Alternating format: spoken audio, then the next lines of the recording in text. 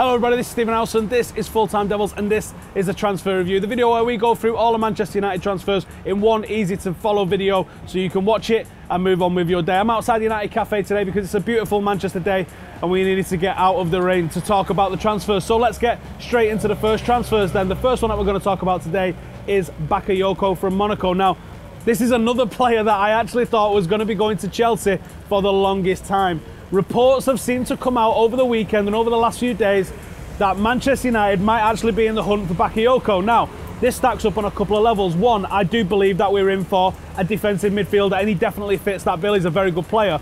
Two, well, it's Monaco and Monaco are clearly selling. The player looks like he's on the move. And I think three is the one that I think is probably making it a little bit unbelievable, is that they think Manchester United are going to hijack Chelsea's bid because that's what we just did with Lukaku. Now, that might happen occasionally. That might have happened with what happened with Lukaku. But come on, United aren't just going to buy everybody Chelsea wants just to spite them. So I'm going to say Bakayoko to Manchester United. I think I'm going to be quite calm on it for now. I'm going to say 3 out of 10. Morata. So last week I told you that I got a text which said Morata to United was going to be done by the weekend. Now, it wasn't correct. Doesn't mean that the text wasn't correct at the time. This is coming through the Spanish players at Manchester United. It seems to me that Morata, and especially if you read the reports, The Independent had a great report on this towards the back end of last week, where they say Morata was shocked and surprised at what happened with the Manchester United deal. Now, I think Morata is still a player that is going to move on. He is now being linked with a move to Chelsea, and I think Chelsea are probably in the market for this sort of player. They basically told Costa he can go, so Chelsea are going to be looking at him. If I have to now rate Morata to United, I'm going to give it a 1 out of 10.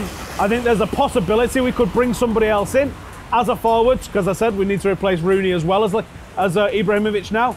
But I think Morata was Morata or Lukaku, and I think we probably went with Lukaku as our first choice. We've said on this show a few times, haven't we, that I think there's two lists. There's the A list, there's the B list, and whether that's Champions League or Europa League, whether that's first choice or second choice, maybe Morata was always on the B list and Lukaku was always on the A list. And you're not going to go and sit down with a player like Morata and say, listen, you're our second choice striker. You're not going to say that to him. You're going to go and sell him the dream. You're going to tell him that he's the one that you want and all this lot. So when you pull out, I imagine he is going to be shocked and surprised. I think the deal was very, very, very, very close, but we maybe just preferred Lukaku, maybe just preferred the money it was going to cost, and maybe just preferred the fact that we could send Wayne Rooney and get him off our wage bill to Everton. It was going to be a good thing for Manchester United, and that deal made a bit more sense in that case. So Morata to Manchester United at the moment, I'm going to give it a 1 out of 10.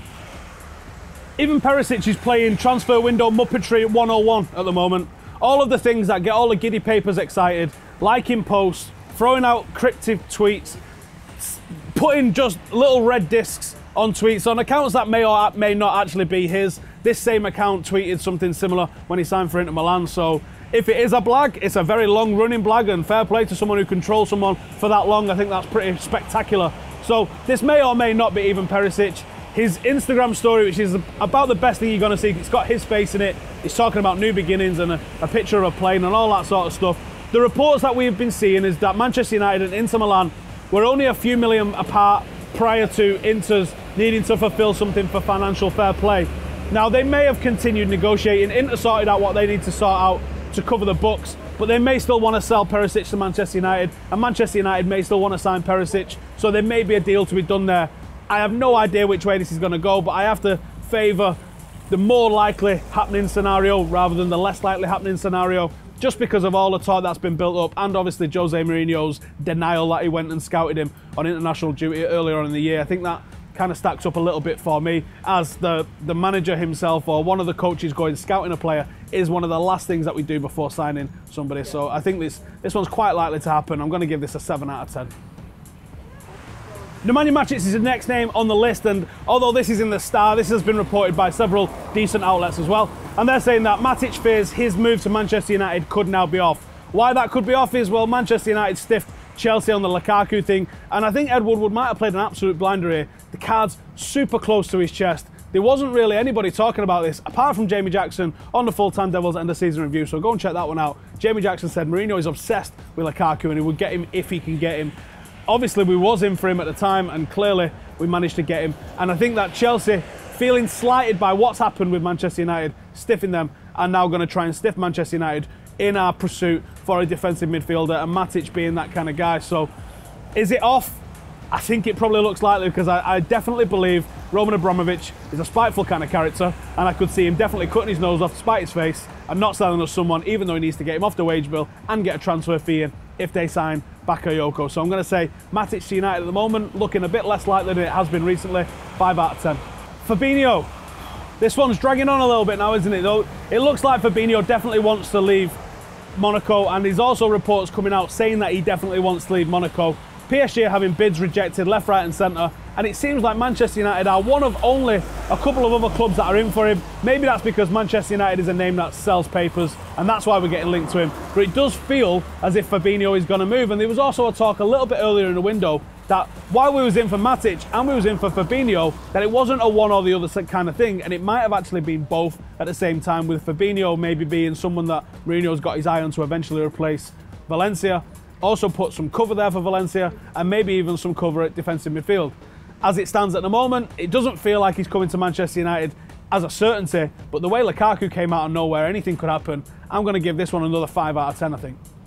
Could go either way. That was the ins. This is the outs, and we've got a confirmation of an out. Wayne Rooney has been unveiled. He's done the press conference at Goodison Park at Finch Farm. He is back with his boyhood club, and whatever you feel about Wayne Rooney, the last couple of years it wasn't the best relationship that he had with the fans or the club, and he wasn't the player that he once was. But make no mistake, Wayne Rooney was a hell of a player, and I genuinely don't know if I'll ever see another player score 253 goals for Manchester United. I don't think I'll ever see in its entirety someone do that at Manchester United. So hats off to Wayne Rooney. At his peak was an absolute joy to watch.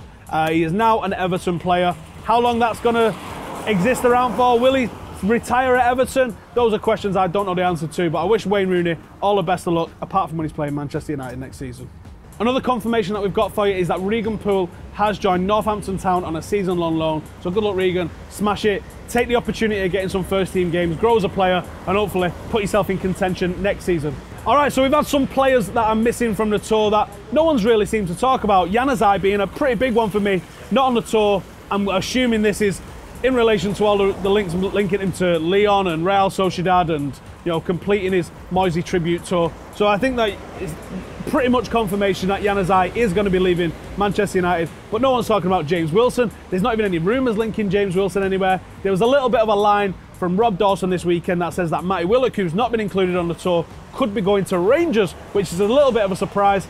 But I think Matty Willock is probably absolutely devastated at not being given the opportunity. I mean, he was so close last season, on the bench countless times, and he just never got that first team debut at Manchester United. He is out of contract this summer, so I do think it makes a lot of sense for Matty to move on now and go and get some first team games, because that's crucial to his development at this stage of his career.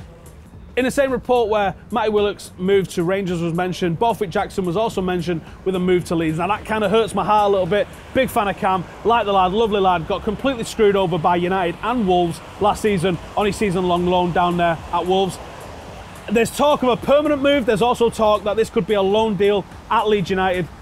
I hope he knows what he's getting himself in for if he goes there, because he is a Mancunian and they do not like Manchester United there. So I hope he knows what he's getting himself in for. But if he does go on loan there, all the best of luck, and it's got to be better than his last one at Wolves. So Sam Johnson obviously did very good stuff at Aston Villa last season, and that's been shown that they want him again, this time for a season-long loan. He was there for part of last season, and now they want him for a season-long loan. He did all right for them last year, and clearly did enough for them to want to bring him back, but I think he's going to be in for a harder time this time around, because he's going to have John Terry and all his mistakes to cover up for. So Sam, I wish you good luck. You're going to need it playing behind that guy, but he is a Manchester United hero after helping us win the European Cup in 2008. Okay, so this is how many players that we have been linked to. And that keeps going up every single week, doesn't it? I'm sure that's going to be whatever by the end of the transfer window. Thank you guys for watching. Get all your comments, your transfer rumours that you're hearing, everything that you want to in the comments below. Give it a thumbs up. Subscribe if you don't already, and we'll see you next week.